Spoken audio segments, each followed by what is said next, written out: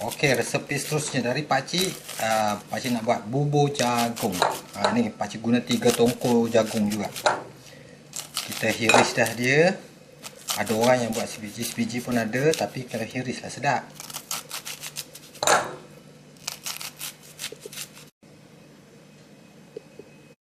Pakcik dah didihkan air. Lepas tu kita masuklah sagu 3/4 cawan pakcik guna.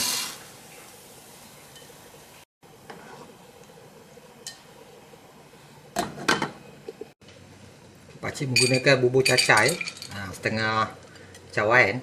Tambah air, kita rebus yang ini dulu.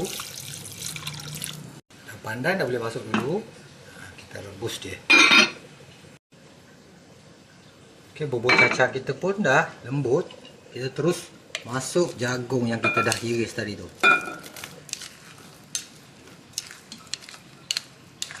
Kacau, dari campur. Bila sagu kita dah jadi lucina tu, kita tapis lah. Basuh dulu sebelum kita masukkan dalam bubur kita. Okay, sementara tu pakcik hancurkan gula Melaka ni. Pakcik pakai 2 ketul dulu. Kalau tak manis dia pakcik tambah lagi. Nanti kalau tak manis kita akan tambah gula putih. Dah mendidih tu lah kali kedua, pakcik terus masuk gula kita. Gula Melaka. Dengan secubit garam. Garam ni kena. Okey, kacau dulu.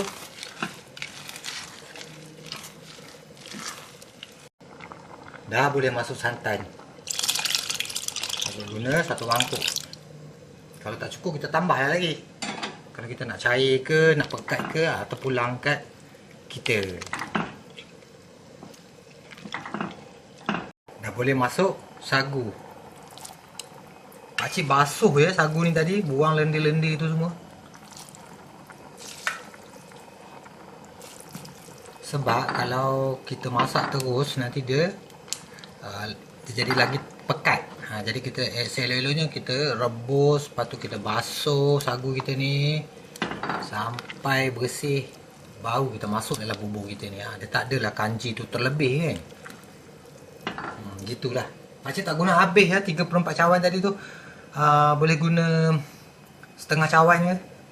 Dah mendidih dah ni. Pakcik tak tambah gula putih. Pakcik pakai gula Melaka je tadi. Just nice je. Pakcik tak suka sangat manis-manis.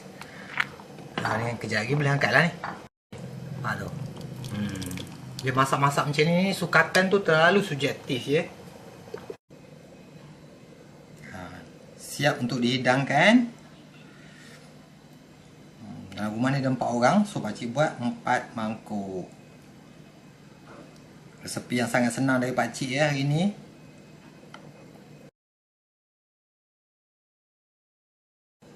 Okay, kita berjumpa lagi dengan pakcik SMY di video-video seterusnya. Assalamualaikum.